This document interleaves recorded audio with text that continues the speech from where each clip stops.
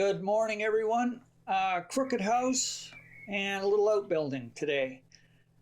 I'm starting the painting out with my hockey brush and just getting the paper nice and damp.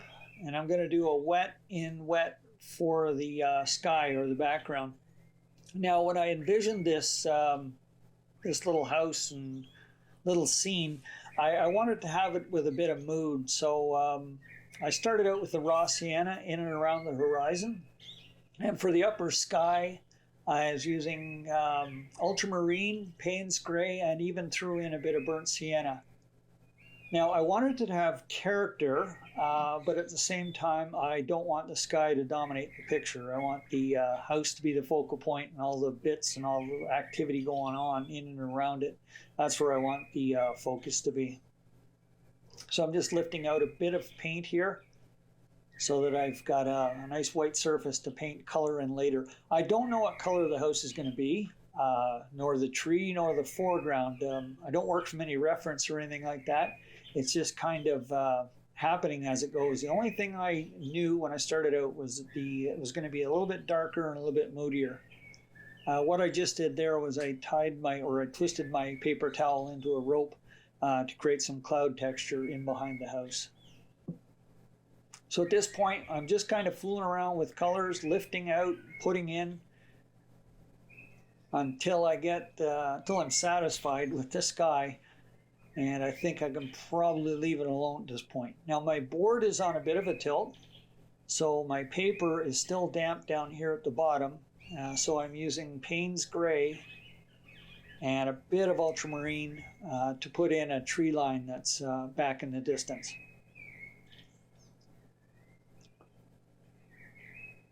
Just lifting out there so that it provides some atmosphere and show that it is in the background. Now a little closer to the house, I'm putting in some shrubbery, which is that's straight up burnt sienna, and I'm putting that in because it also frames the house. Now after I put it in, I realized that my composition is a little bit left heavy, and I will go in, and I just realized that I didn't have the outbuilding in the original sketch, so it looks like that's where I'll be adding it.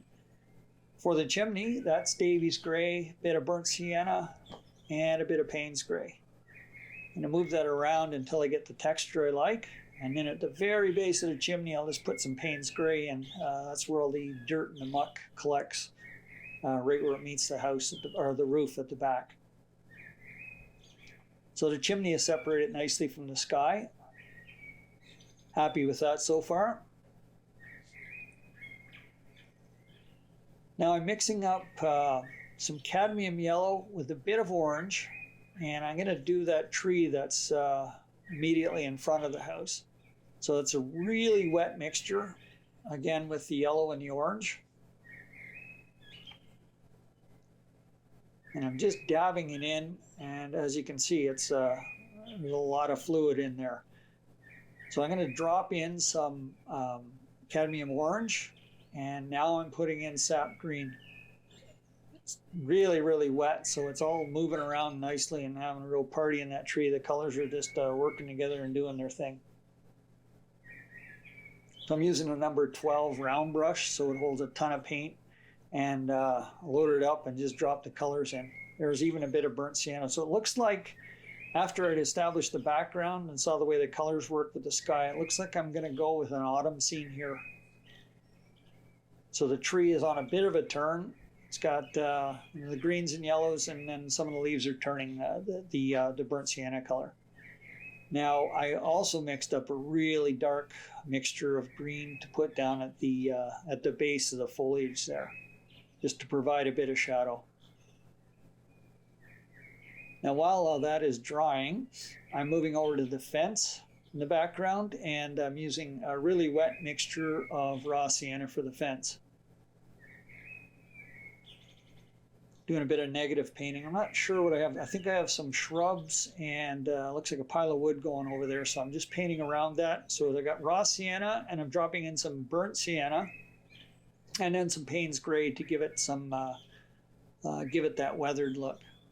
All really wet, so really the paint's doing all the work and just letting it move around in there. And then of course I'll do the same thing over here on the other side of the house, same color combinations.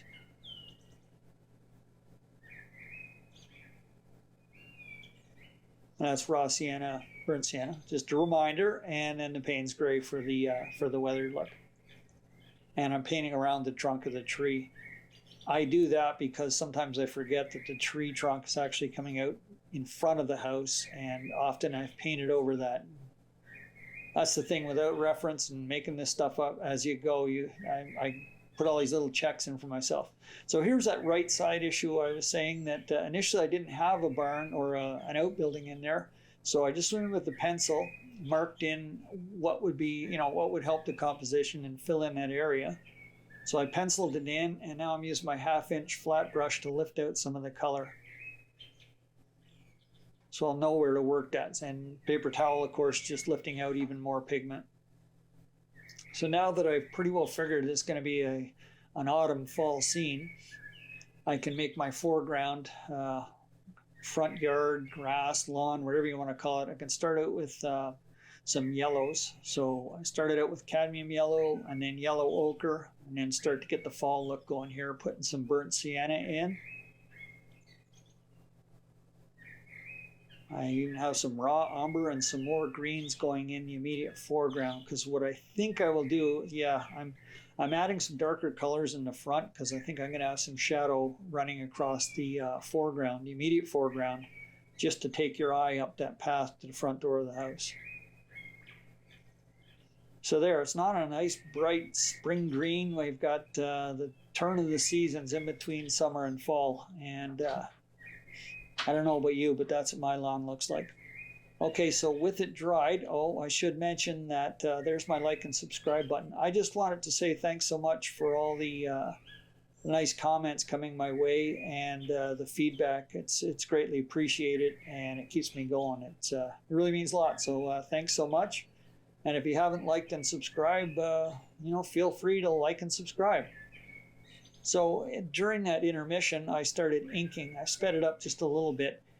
I lost my lines, and I couldn't really see what I had drawn in there, so I go in with the ink. And also, I'm desperate to see what it looks like when I put ink against the paint. But really, in this case, I started inking so that I could see where my house was and define everything, so now I know where to paint.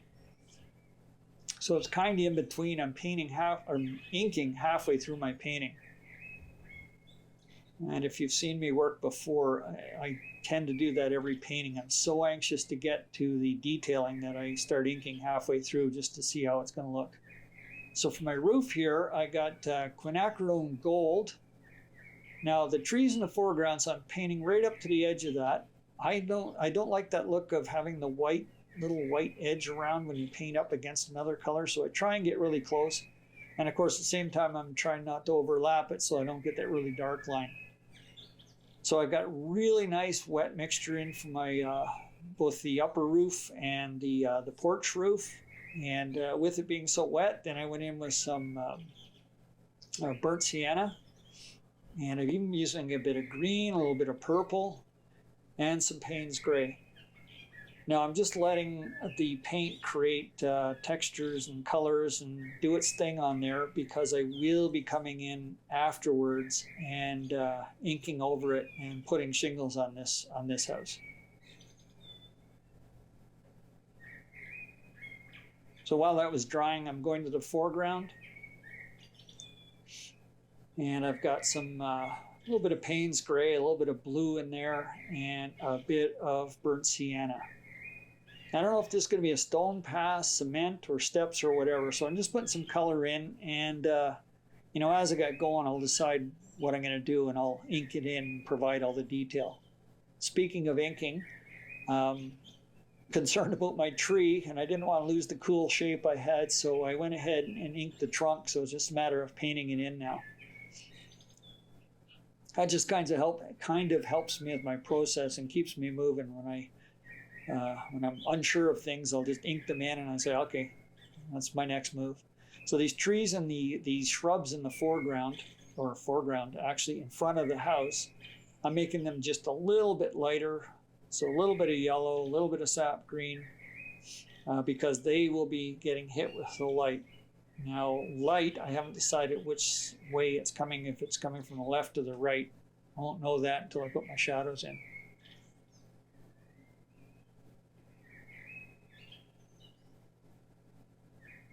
Now that brush is number 6 round.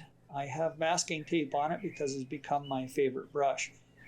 Great point, returns to the point, holds paint. Yeah, and it's become a go-to. So the tape is there so I can find it in my bucket of brushes. So the downspouts are Davies Gray, Hooker's Green, and for the rusty bits, it's just it's all really wet. So you just put in a bit of, or I put in a bit of burnt sienna to do the rusty bits.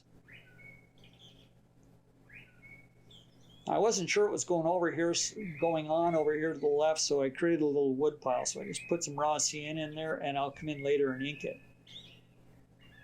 Now for my house color, decided to paint the front of the porch with the raw sienna. I'm still not sure what color this house is going to be, so thought the raw sienna would kind of force my hand. And I wanted to keep it with the autumn colors and have everything kind of hold together. Now my background building, that's a really light wash of grabbing some Payne's Gray over there. And right next to it, looks like I'm getting a bit of purple in there as well. So I want to push that back a bit, but not too far back. So I will be adding ink to it and defining it. But at this point, that looks okay. It's, it's within reach. That's the wood pile I was talking about.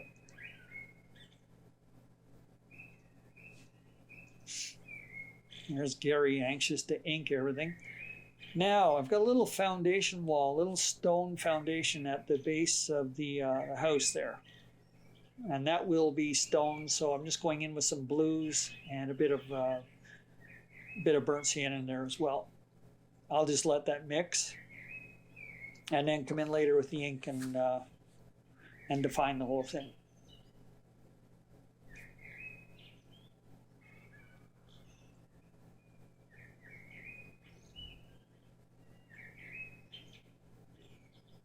Now my tree trunks, looks like that's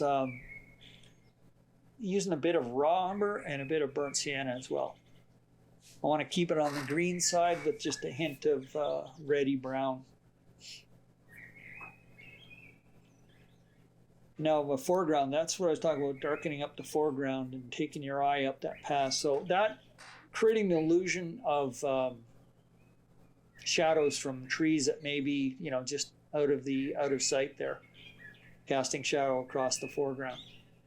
Now, speaking of shadows, it looks like I've decided which way the light will be coming from. So I've mixed up. I never mix up enough, but looks like I might have this time. Now I'm still reaching. Ultramarine, Payne's Gray, and a bit of purple, and I'm making up a nice little pool of shadow color there, and hopefully I made enough to do the whole building. So I've decided that my light will be coming from the upper left, so all the shadows are going to be cast to the right. And the shadows really define the structures for me. I've said it, I say it every time, but I really like applying the shadows because it really defines the house or the structure or whatever you're working on.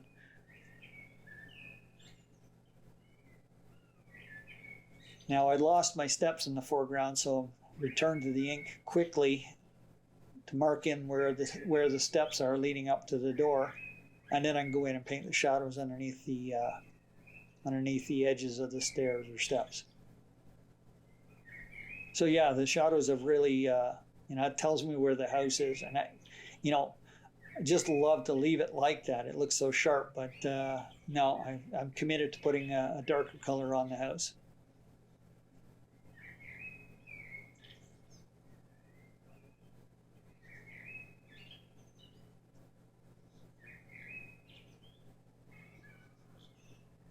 And there, I sped that up just a bit to indicate that I wanted to see how the shingles would look on my all my textures, and they seem to have worked.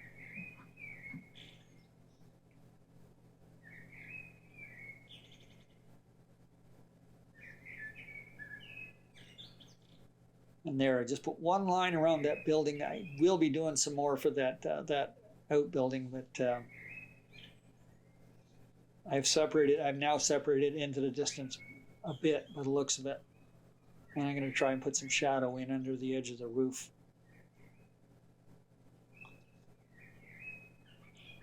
And I screwed up, made the shadow too dark and too big. So I'm just taking the edge of it and dragging it through the rest of the building.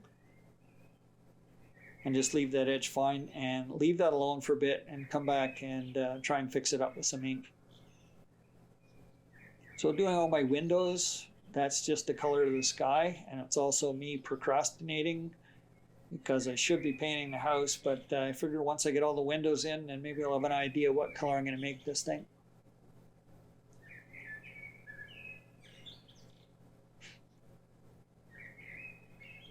I'm pretty sure it's going to be a combination of something I've done on the front yard there.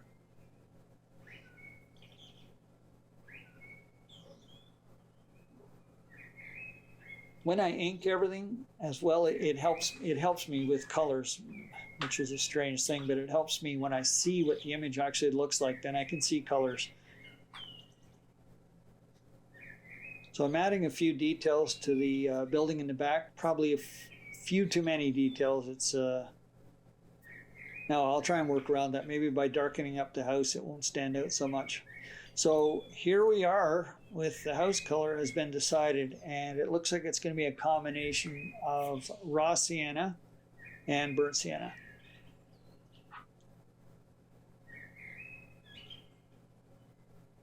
So I'm putting the burnt sienna in around the where the house meets the roof, just to create a bit of texture, and that's where the dirt will accumulate.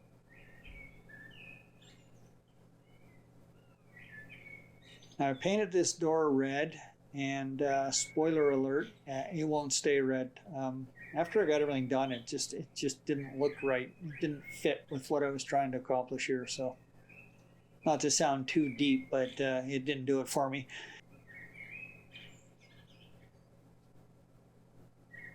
So at this point, I'm just kind of looking around, seeing what's left undone. Obviously, the main part of the house, got to get that cleaned up.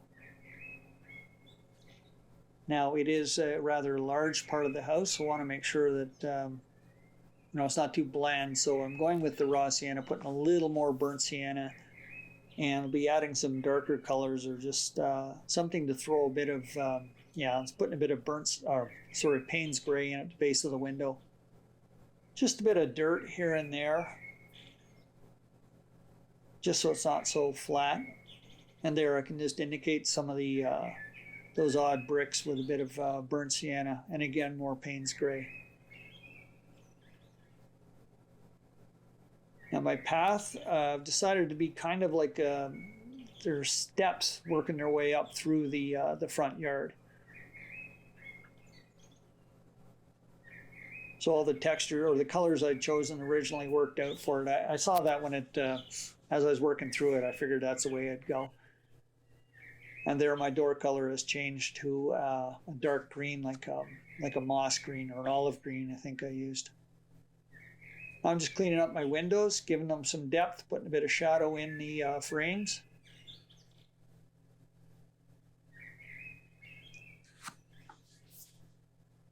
And we're on the home stretch here. Oops, looks like I didn't film me painting some more bricks, but you get the idea. So I'll just ink out these last little bits. Add a few little grasses, a few little rocks. Outline the tree very loosely, not too much ink on that. We'll get this guy signed, get the tape off it, and there you have it. Crooked house with an outbuilding. Thanks for dropping by, and we'll see you again soon.